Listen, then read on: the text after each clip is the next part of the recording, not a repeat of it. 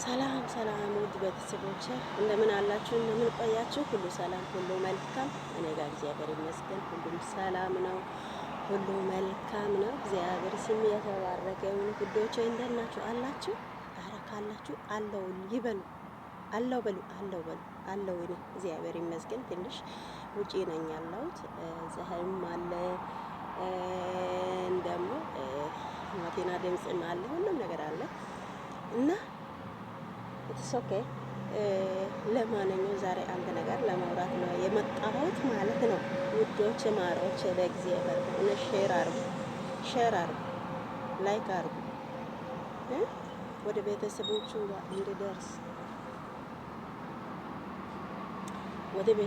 ጋር እንዲደርስ አርጉ። እሱ ምንድን ነው ካላችሁ በእግዚአብሔር አብርሽ እኮ ደህና አይደለም፣ ጤናማ አይደለም። ጤናማ ቢሆን ልጅቷ ወደዚህ እንዲህ ስታደርግ ልጅቷን ዝም ብሎ አያይም። እውነት ጤነኛ አይደለም ማለት የፈለኩት ቤተሰቦች እነ ቡዜ ከዚህ በፊትም ያው መታችሁ ትጎበኛላችሁ፣ ትጠይቃላችሁ፣ ምክር ትሰጣላችሁ። አሁንም ያስፈልጋል፣ ለአብርሽ ምክር ያስፈልጋል፣ አሁንም ያስፈልጋል። በራሴ መንገድ የሄድኩ ነኝ እያለ ብዙ ነገር እያጠፋ ነው፣ ብዙ ቦታ እየሄደ ነው። እስቲ በተቻለ መጠን በእግዚአብሔር እስቲ አግዙ። በእውነት እኔ እንዲህ እላለሁ፣ ሌላ ነገር የምለው የለም እና ብዙ ቦታ እየሄደ ስለሆነ ብዙ ነገር እየጠፋ ስለሆነ እናንተ እስቲ የሚሆነ ነገር አድርጉ። ደግሞ መታችሁ እሱን መጠየቅ አለባችሁ። ከነኚህ ከልጆች እናንተ በእናንተ እዛ ቡታጅራ ቤት ውስጥ ወስዳችሁ መምከር አለባችሁ። ጋሽዬ ማዘርም እነ ቡዜም ሁላችሁ መምከር አለባችሁ።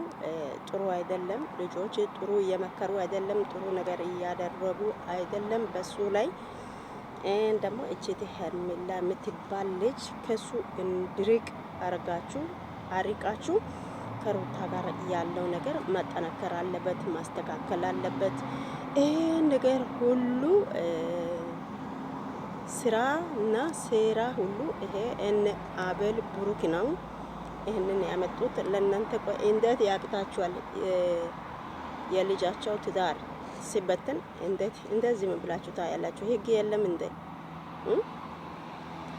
እነ ሩታ አብርሽን ጣልታ አይደለም፣ አብርሽም ሩታን ጣልተው አይደለም። በመሀል ያለው ሰዎቹ ትዳራቸው እንዲበተን እያደረጉ ስለሆነ በተቻለ መጠን እነሱን ለምን እናንተ ብትመክሩ በራሴ በኩል ማለት ነው። እዛ ጠርታችሁ ቡታጅራ ቤት ውስጥ ጠርታችሁ እነ ቡዜ እነ ጋሼ እነ ኤፍሬም ያው ሁላችሁም አላችሁ፣ ጥሩ ልብ ያለው ልጆች አባት እናት አላችሁ። አብርሽም ወስዳችሁ እናንተ ብትመክሩ ከዚች ልጅ ጋር እሱ የማይሆን ነገር ሲደረግ ሩታ ደግሞ ብቻ እንዴት እንደሚሰማት በራሴ በበኩሌ ማለት ነው። በራሴ በበኩሌ ማለት ነው ማደርገው ነገር እኔ ያውቃለሁ። ግን እናንተ ቤተሰብ እያላችሁ ልጁ እንዲህ ሆኖ ልጆች በመድኃኒት እንዲህ እያደረጉ የልጁ አእምሮ እያበላሹ ስለሆነ እያስጨነቁ ስለሆነ ሩታ ጋር ያለው ነገር እናንተ በድጋሚ አይታችሁ ብታስተካክሉ።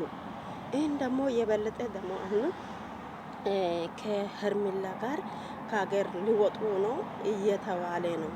ምን አይነት ውሳኔ ነው እሱ? ምን አይነት ውሳኔ ነው? ሚስቱን ትቶ ሚስቱን በደንብ ድብን አድርጎ በድሏል። የተበደለችው ሩታ ናት። እርጉዝ ሆና ከአንድ ወር ጀምራ እስከ 9 ወሯ ብቻዋ እየታገለች ብቻዋ እያለቀሰች ብቻዋ።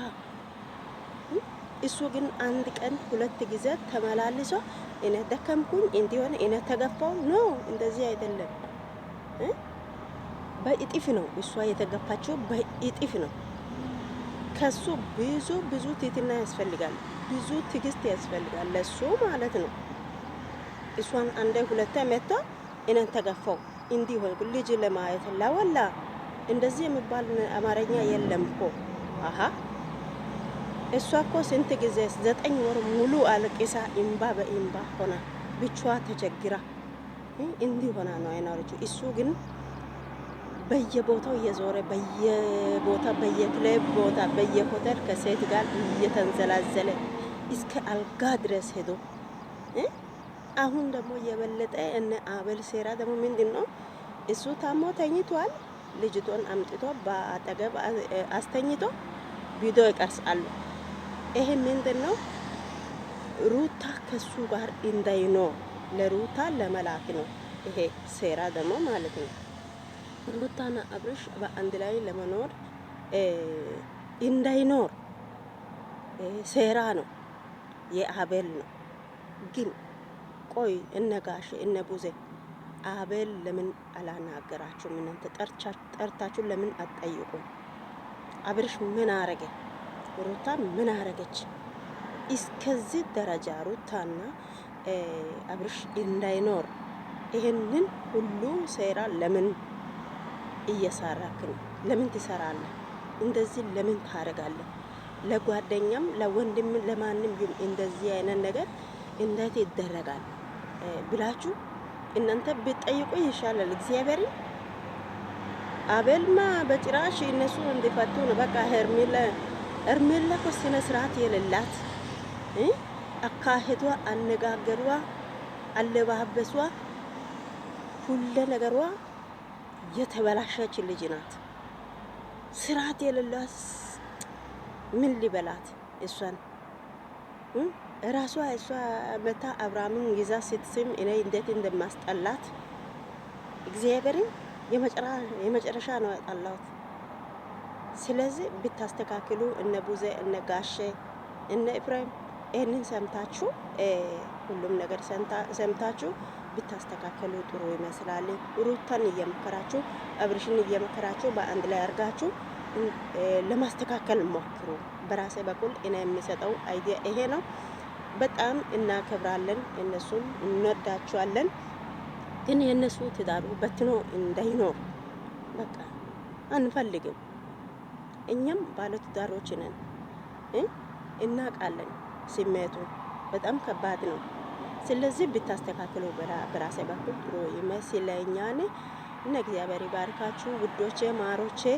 ይሄንን መልእክቱን እነ ቡዞ እነ ጋሼ እነ ኤፍሬም ሰምታችሁ አይታችሁ ወደ ልጁ ጋር መታችሁ ጠይቁ፣ አስተካክሉ እላለሁ። እግዚአብሔር ይባርካችሁ። መልካም ውሎ ይሁንላችሁ።